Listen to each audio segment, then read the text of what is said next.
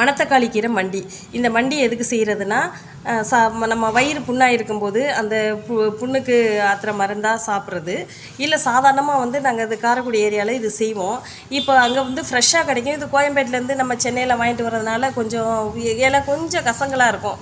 அது போக இந்த இலை 2-3 இலை எடுத்து காலையில் சாறை எடுத்து அந்த எச்சியோடு சேர்த்து எச்சி முழுகுனா சாறை எடுத்து நாக்கில் விட்டு அந்த எச்சி முழுகுனா நம்ம வயிற்று புண்ணு ஆறும். இது போக சாப்பாட்டுக்கு எப்படி செய்கிறது அப்படிங்கிறத பார்ப்போம். இப்போ நம்ம வயிறு அல்சர் இருக்குது, அதுக்கப்புறம் வயிறு எரிச்சல் இருக்குது, வயிறு புண்ணாக இருக்கும்ல சில பேருக்கு மாத்திரை சாப்பிட்டதுனால. இந்த மாதிரி இருக்கும்போது இந்த மாதிரி மண்டி வச்சு நம்ம சாப்பிட்றது நல்லது. இதை மண்டின்னு சொல்லுவோம். கீரையை பொடி பொடியாக கட் பண்ணி வச்சுட்டு சின்ன வெங்காயம் போட்டு அந்த கீரைக்கு தாளித்து விடுவோம். சின்ன வெங்காயம், ஒரு மிளகா, ஒரு மிளகா தான் போடணும், காரம் இருக்கக்கூடாது. ஜீரகம் கொஞ்சம் போட்டு தாளிப்போம்.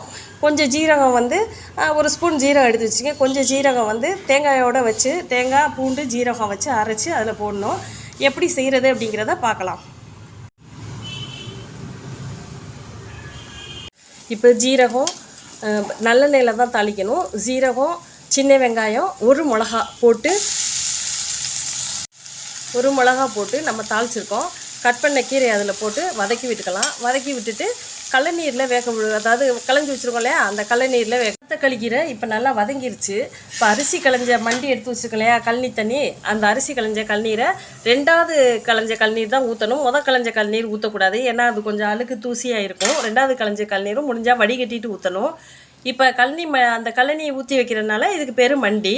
வெண்டைக்காயிலையும் செய்வோம் மண்டிங்கிறது. அது வேறு மாதிரி இருக்கும். புளிப்பு உரப்பு எல்லாம் சேர்த்து நல்லா ரொம்ப டேஸ்ட்டாக இருக்கும். அது எல்லா கல்யாணங்கள்லேயும் அது உண்டு. அடுத்து வர நாளில் அதை பார்க்கலாம்.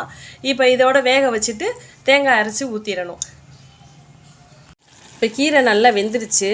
நம்ம அரைச்சி வச்ச தேங்காயை அதில் ஊற்றிடலாம். இது கொஞ்சம் தண்ணியாக தான் இருக்கணும், ஏன்னா இது சாதத்தில் ஊற்றி பிரட்டி சாப்பிட்றதுக்கு. இதுக்கு நல்ல எஃபெக்டோடு சாப்பிடணும், வயிற்று புண்ணெல்லாம் ஆற்றணும் அப்படின்னா, உடம்பு ஹீட்டை தணிக்கணும்னா நல்லெண்ணெய் தான் ஊற்றணும். சின்ன வெங்காயம் தான் சேர்க்கணும். ஜீரகத்தில் தாளிக்கணும். கொஞ்சம் ஜீரகம் பூண்டு அரைச்சி போடணும் தேங்காயோடு சேர்த்து. இப்போ இப்படி தான் இருக்கணும். இப்போ சின்ன பிள்ளைங்க காலையிலே சாப்பிட்டா ரொம்ப நல்லது. வெறும் வயிற்றில் இது மாதிரி சாப்பிட்டா நல்லது. இப்போ தோசை ஊற்றி கொடுத்தோம்னா தோசையோட கூட இது வச்சுக்கலாம். நான் தோசையோட இப்போ நம்ம ஆப்பத்துக்கு இது காரம் இல்லாமல் தேங்காய் பால் சாப்பிட்றது இல்லையா, அது மாதிரி நான் தோசையோடு சேர்த்து நான் சாப்பிட்டுக்குவோம். காலையில் எங்கள் அம்மா செஞ்சு கொடுத்துருவாங்க. தோசையோடு சேர்த்து சாப்பிட்டுக்குவோம்.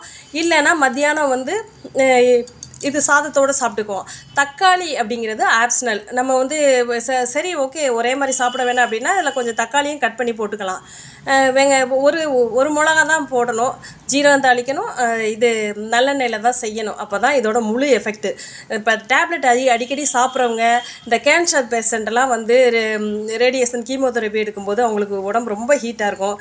அவங்களுக்கெல்லாம் இது சாப்பிட்றது நல்லது. ஆனால் அவங்க சாப்பிடும்போது டாக்டரை கேட்டுட்டு சாப்பிடுங்க, ஏன்னா இந்த குளிர்ச்சி எப்படி அவங்களுக்கு ஒத்துக்குங்கிறது தெரியாது. மற்றபடி சாதாரணமாக டேப்லெட் அதிகமாக சாப்பிட்றவங்களுக்கு இது ஒரு நல்ல மருந்து. உடம்பு ஹீட்டு, வயிறு எரிச்சல், சில பேருக்கு வயிறு எரியும் அடிக்கடி உடம்பு ஹீட் ஆகி, அவங்களுக்கெல்லாம் இது சிறந்த மருந்து. சுவையான குடலுக்கு இதமான மணத்தக்காளி கீரை மண்டி ரெடி ஆயிடுச்சுங்க. வாங்க சாப்பிட்லாம்.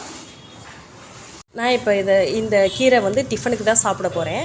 இப்போ இட்லி பார்த்திங்கன்னா தூயமல்லி அரிசியில் செஞ்சது, அதனால் கொஞ்சம் கலர் கம்மியாக தான் இருக்கும்.